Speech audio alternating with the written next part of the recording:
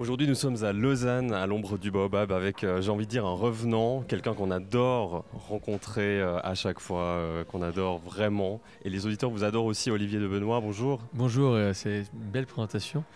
Le texte que je t'ai donné est bon. C'est vrai? Euh, Est-ce que j'ai oublié une virgule par contre? non mais on n'en dit pas plus, je suis déjà écarlate. Alors, est-ce que vous avez tenu votre promesse? Parce que quand vous étiez venu chez nous, vous aviez dit, à la fin de votre interview, je vais essayer de devenir plus fribourgeois la prochaine fois que je viens vous voir. Est-ce que vous êtes plus fribourgeois? Alors, est-ce que vous êtes un petit peu renseigné? Non, je dois reconnaître que j'aime beaucoup Fribourg. J'ai joué à Fribourg. J'ai eu cette chance et à chaque fois, d'ailleurs mon prochain spectacle, je vais l'appeler J'aime Fribourg. Tellement j'aime Fribourg. J'aime Fribourg. Si un jour je dois mourir, je veux voir Fribourg une dernière fois. Pas Venise, mais Fribourg. Votre nouveau spectacle s'appelle Fournisseur d'excès. Alors le dernier, on s'en souvient aussi, c'était très très haut débit. Ouais. Je crois que j'ai oublié un trait. Hein. Non, Non, c'est très bon, très haut oui. débit. Qu'est-ce qu'il y a de nouveau dans ce spectacle? Le titre.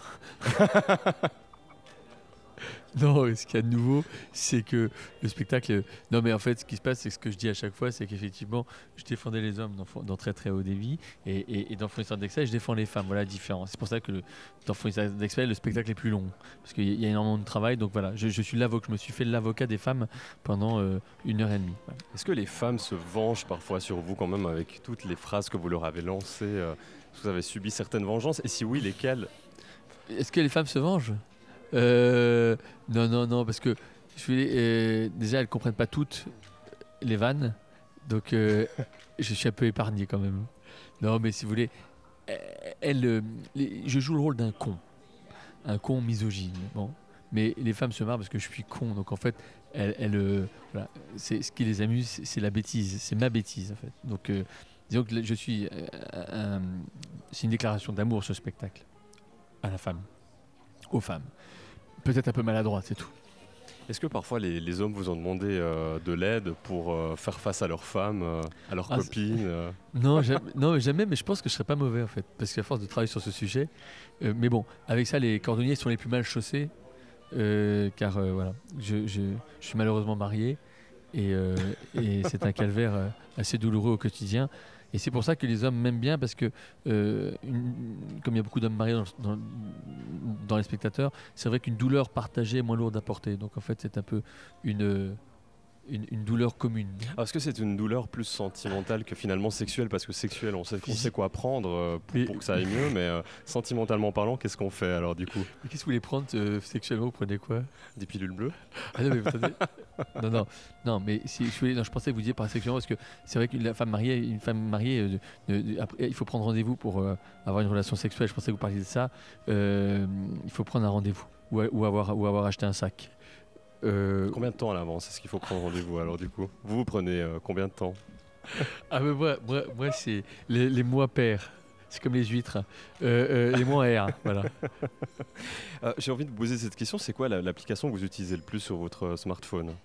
C'est en ce moment Facebook. Parce que je me suis mis à Facebook en fait, et je découvre à quel point c'est un média compliqué.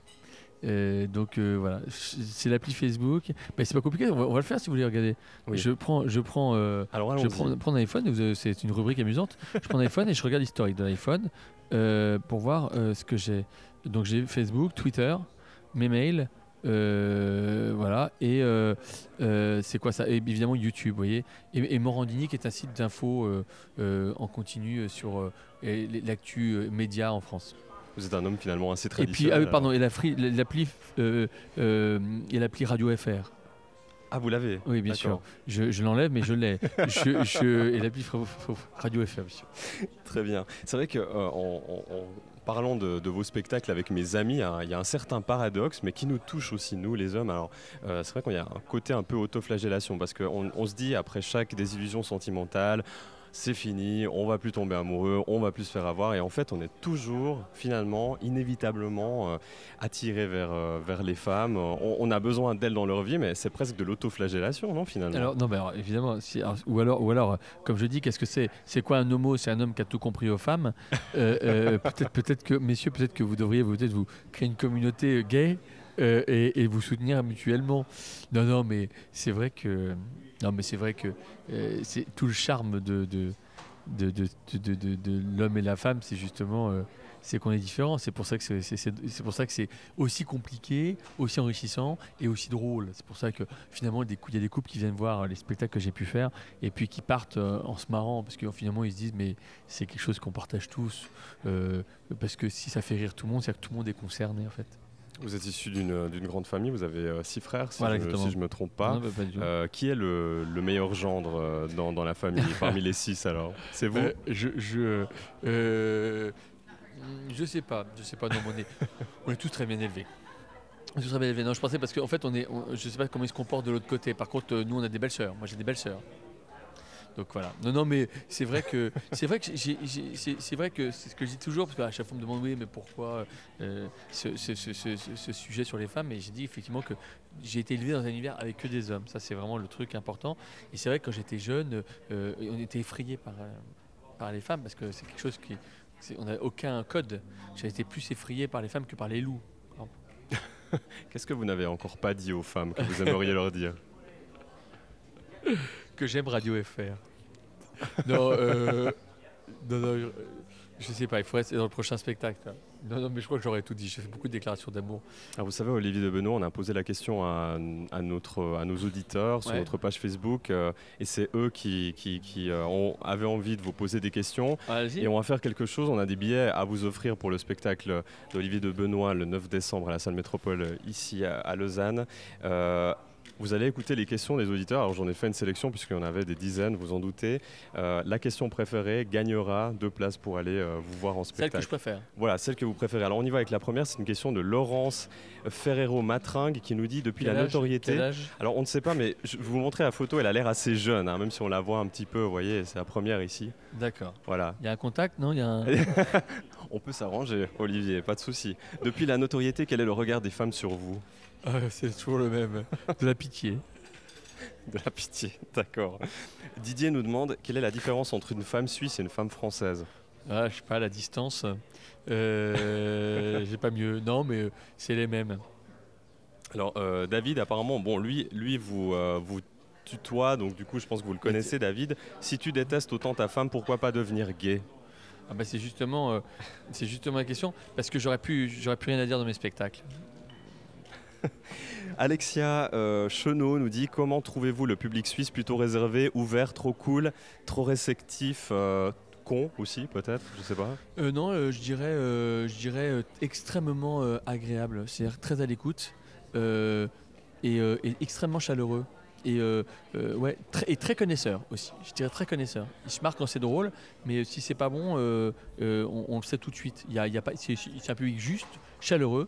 Et quand il aime, il nous le dit. Alors, petite parenthèse, c'est vrai que vous l'avez dit en début d'interview, vous étiez à RIA au Glucose Festival, vous étiez aussi à Prévernoréa, au Giron des Jeunesses Sarinoises. Comment c'était, vous vous en souvenez ? Je m'en souviens très très bien. RIA, c'était juste dingue. C'était un chaudron. C'est un chaudron. Quand ça marche autant, c'est assez extraordinaire. Et puis Prévernoréa, c'était un moment absolument magique aussi de jouer sous cette tente. Puis après, j'ai vu les installations qu'ils ont fait, les jeux, etc. Ça s'appelle comment ces journées les journées quoi? Comment ils disent les journées? Le Giron des Jeunesses Sarinoises. Le Giron, ça c'est une idée de génie quoi. C'est-à-dire que tout un village qui non mais je suis sérieux, que tout un village qui se mobilise pendant quelques jours pour faire marrer les gens et pour les divertir. Il y a un côté altruiste, un côté c'est hyper agréable d'avoir des gens qui donnent du temps pour que les autres s'amusent. Bravo. Philippe, quelqu'un qui compatit avec votre situation, qui vous demande, vous avez des soucis avec votre belle-mère, mais connaissez-vous le poids idéal d'une belle-mère? Pour l'instant, c'est ma question préférée. Hein. Alors, le poids idéal d'une belle-mère, vous êtes posé la question. Je sais pas, en dessous du quintal, ça me changerait de la mienne. Sérieusement, la vôtre, elle est proche du quintal alors. Elle commence à s'approcher, oui. Oui, on a des problèmes de balance.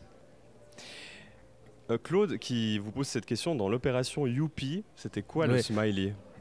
Le smiley, non, mais c'est ça justement, c'est-à-dire que j'enterre, donc pour ceux qui ne connaissent pas le spectacle évidemment, il y a un moment donné où j'enterre ma belle-mère, je fais l'éloge funèbre de ma belle-mère, et donc, mais juste avant, en fait, ma belle-mère m'a dit qu'elle voulait être prête, elle voulait tout préparer au cas où elle partirait, Donc j'emmène au pont funèbre et là, au pont funèbre, je lui ai demandé s'il y avait un cercueil.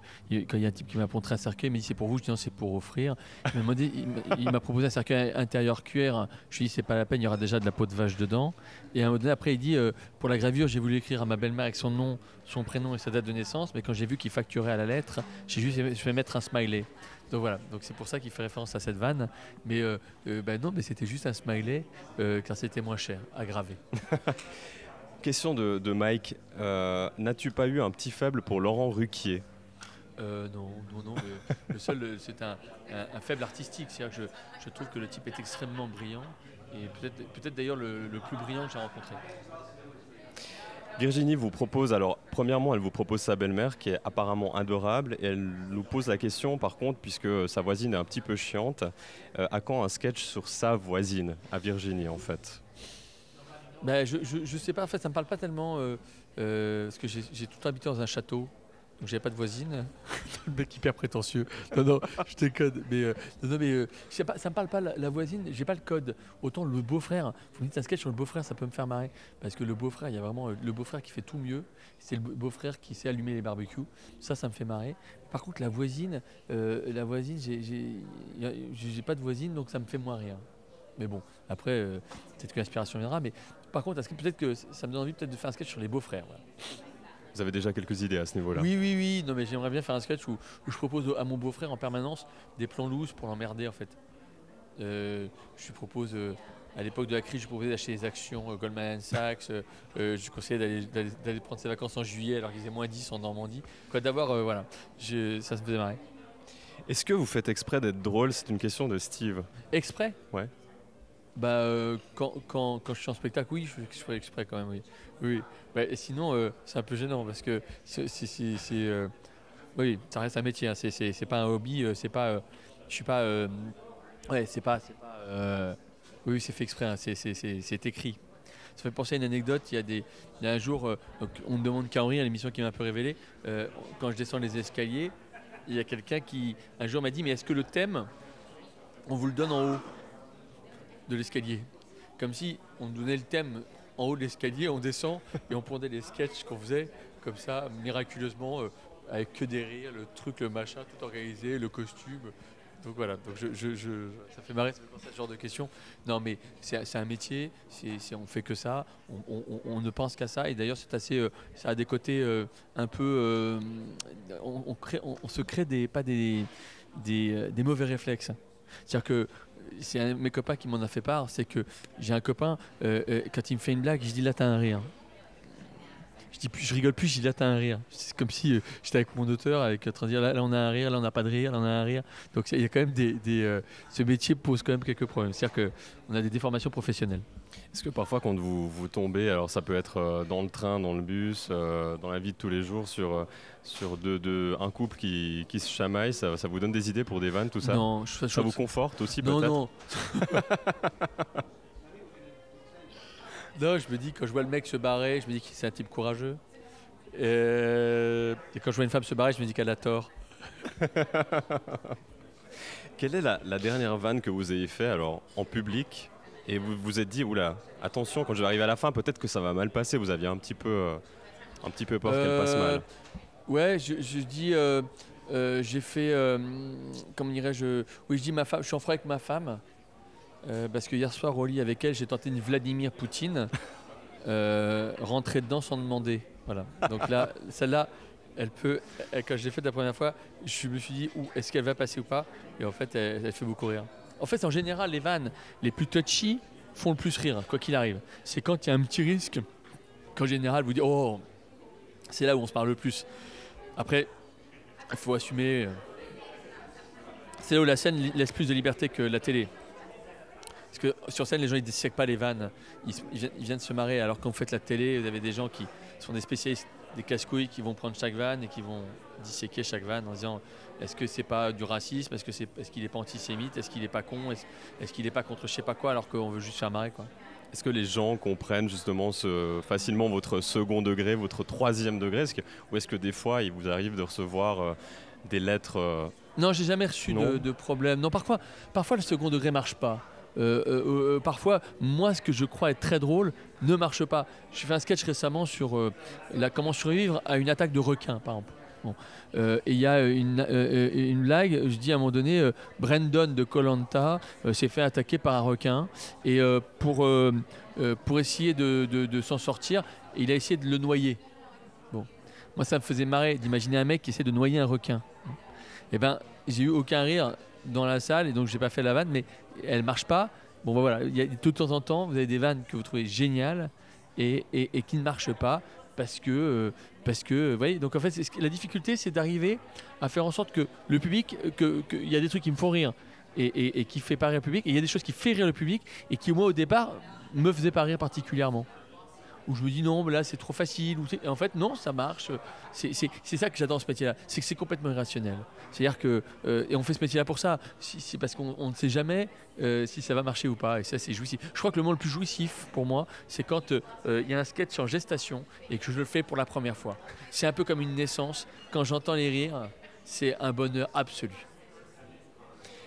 Alors là, on est avec un homme certainement extrêmement désespéré, Alex, qui vous dit Olivier, franchement, entre nous, pourrais-tu, s'il te plaît, gicler ma femme avec ton pistolet à eau?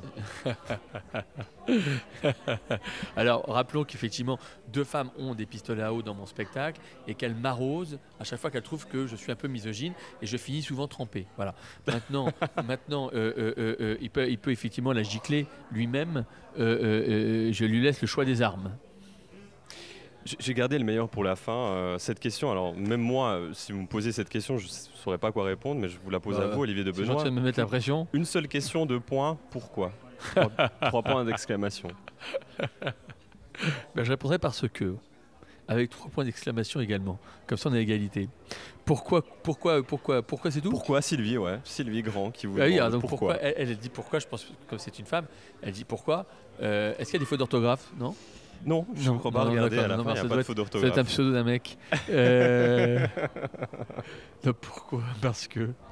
Non, mais pourquoi je pense qu'elle se demande pourquoi le thème des hommes? Pourquoi le thème des femmes? Pourquoi mais c'est peut-être ça.